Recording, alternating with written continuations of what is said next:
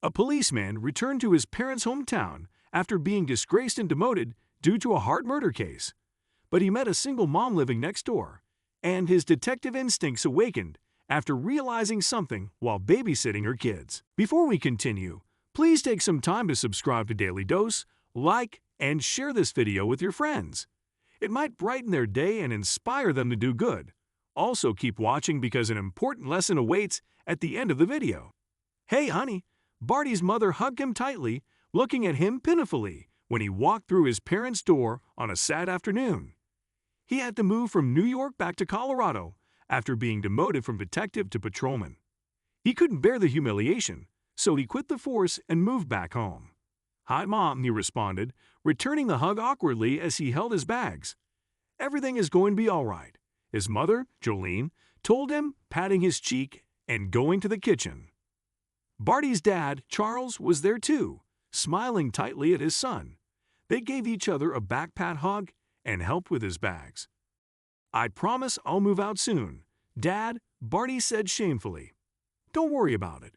We could use some help around here," Charles told him, and went to put his things in his old childhood room. His mother called them to the kitchen as she had served sweet tea and told them to sit down on the island.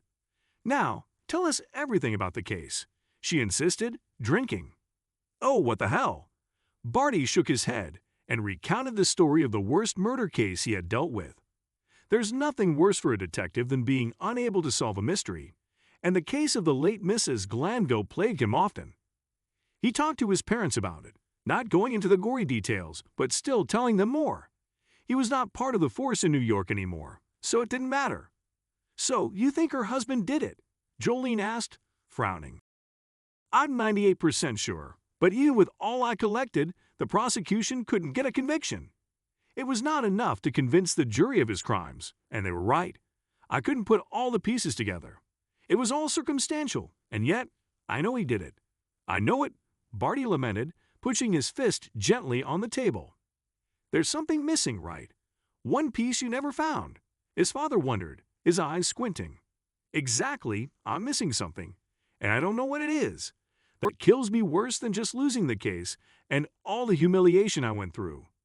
Mr. Glanville was more than a little connected, but I wanted to know the truth even if he still moved his goons to hide it." Barty sighed. "Oh, well, that's never going to happen." "You never know." Jolene sing-sang and finished her tea.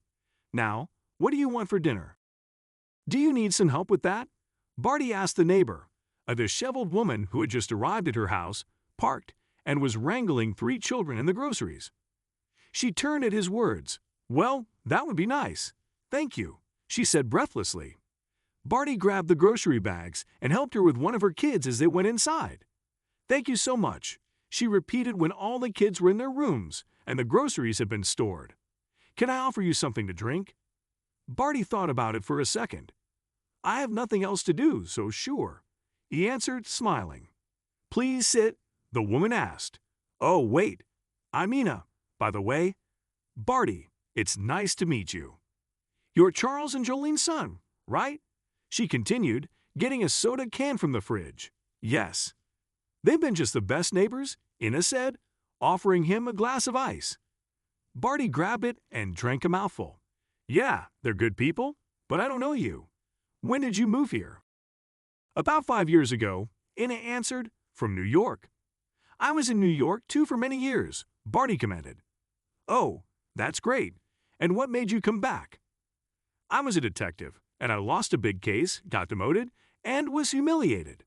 I decided to quit and move back," Barty revealed too bluntly. "I'm about to start as a policeman again here, but it'll be a couple of weeks. That's terrible. But I guess that happens, right? You can't solve all the cases?" Ina said nonchalantly and grabbed her own drink. They chatted innocently for a few more minutes until Barty stood because he had to help his dad with some handiwork at the house.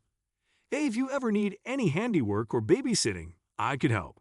I'm unemployed for now," he suggested, and Ina smiled. "I might take you up on that." She smiled and waved him goodbye. Barty answered the door to his parents' house when the doorbell rang. He was alone because his folks had a bowling night with their friends. He would not be caught dead there. To his shock, Ina was there, seemingly in a hurry. "You said you could babysit at some point," she said, pleading, and Barty grinned. "Of course," he laughed. "My youngest kid is already asleep. Can you do it at my house? They've already eaten and everything. I have to cover a shift for a friend at work. She's always so nice to me, and I can't bail on her," Ina explained as Barty grabbed his coat. "Sure," he nodded, placed his coat on, and went with her. She explained a few things about her kids and left for the night. Barty sat down with the two children to watch TV when a dog suddenly appeared. "I didn't know you guys had a dog," Barty commented to Ina's eldest, Ronnie, who was 6. "Oh, Scooter likes to stay in Mom's room, all the time, alone. He doesn't like people," she answered, while her brother, Warren, 5, nodded. "Why did you get a dog that doesn't like people?" Barty asked them conversationally. "We didn't really. He was the dog in the home where Mom worked. When we left in the middle of the night, she grabbed it. That's what she said. We were too little," Ronnie continued, and Barty nodded. "He watched the dog sniff around and get close to him. Then he sat down and stared at him. Finally, he twisted his head in that cute gesture some dogs do sometimes when they are curious. But that's when a memory pinged in Barty's brain. A portrait. In Mr. Glanville's house, it featured his wife, him, and their dog. A dog that looked just like Scooter. If Scooter was a common breed like a French Bulldog or Yorkie, Barty might have dismissed this niggling feeling, but Scooter was a rescue mutt. "Mr. Glanville, you said your wife had a dog. Where is it?" Barty had asked back when they were surveying the crime scene. Mr. Glanville said a burglar came into his house and murdered his wife. But curiously, the cameras in his house had been malfunctioning for that entire week. The old rich man looked around. "Is it not around here? I don't know. My wife picked it off the street. That ugly old mutt. It only liked her and stayed in her room all the time. He also liked the maid, but I don't know where it is now," he said dismissively. "And your maid, where is she?" She quit 2 months ago," the man said. "She was moving away, to Ohio or Colorado or something. She was a single mom of 2 young kids, so I gave her a good severance package, and she left." Barty nodded, writing all this down. Thinking back on that memory, he always found it odd that someone as snobby as Mr. Glanville had spoken so much about his maid's doings and goings. But he dismissed it because there was nothing to do about it. His bank records proved that the last payment given to that maid had been 2 months earlier, so that path was a dead end. Or was it? "Hey, buddy," Barty said, patting the dog, who wouldn't stop staring directly into his eyes. "He likes you. That's weird," Ronnie said, marveling. Barty took his hand away. "Oh, guys, it's 10. Your mom said that was your bedtime. Time to sleep," he said, and they both went to their rooms. Meanwhile, Scooter sat on the couch next to Barty, while the former detective, now a humiliated and unemployed policeman, contemplated everything. Ina had 3 kids. She left New York 5 years ago, when she had only 2 and had another later, who was only 1. She was single, but somehow could afford a house in this nice neighborhood with rooms for all her kids. She also had Scooter, a dog who liked to stay at her room all the time, just like what Mr. Glanville said about his wife's dog. The wheels in Barty's head turned for hours until Ina walked in, whispering, "Thank you so much. Closing time ran a little too long. How is everything?" she asked, grinning slightly. "Oh, Scooter is out here. That's odd."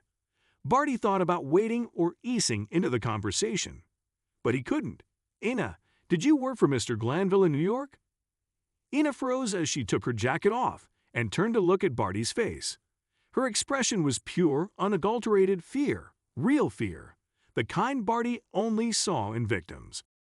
"Please, I won't do anything to you or your family, but I was a detective on the case of Mrs. Glanville's murder. I could never solve it. He was acquitted because there wasn't much evidence. But this dog, Scooter was their dog, right?" Barty asked and watched as Ina's face trembled. Her features tried to stay in place, but she couldn't control them for long. Finally, she plopped down on the couch. "Please, don't arrest me," Ina pleaded, her voice choked from unshed tears. "I will not. Remember, I haven't even started as a policeman here. I need to know the truth. What happened?" Barty questioned, his tone calm and collected. Mr. Glanville had several mistresses over the years, and I think he finally wanted to leave his wife. But she once told me that they didn't have a prenup, so he couldn't divorce her, or she would take him for everything he was worth. Ina started, her voice slow and scared. But he killed her, and you saw it? I was not supposed to. It was like 1 a.m., she continued. I had walked out for a glass of water and saw the entire thing. I was about to run away, but Mr. Glanville stopped me and threatened my kids and me, and then he gave me an envelope with a lot of money and gold jewelry. I packed what I could and rushed my babies to the car. Thank God they were all sleeping, and when I was about to bring my last bag, Scooter rushed to the car. So I took him. Barty hated that she didn't call the cops on the rich man, but he understood. She was a victim too. She had protected her children. You need to tell the truth, Ina, he said quietly. I can't do it, Barty. I can't. My kids? Ina shook her head. I'll protect you. I swear, Barty assured her. You can't. He's rich and connected and powerful. He'll kill my babies and me, she continued, the tears finally falling. I've been living with this for so long. It's been killing me. But I can't. I can't. I can't. Oak, awk, awk. Barty held his hands up and sat next to her, holding her sobbing body. We'll take things slow. Ina cried and sobbed, and wailed as quietly as she could.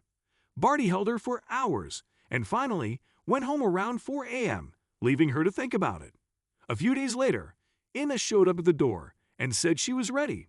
She thought about it, and now that someone else knew the truth, she could finally get rid of the terrible secret she had kept like a coward all those years.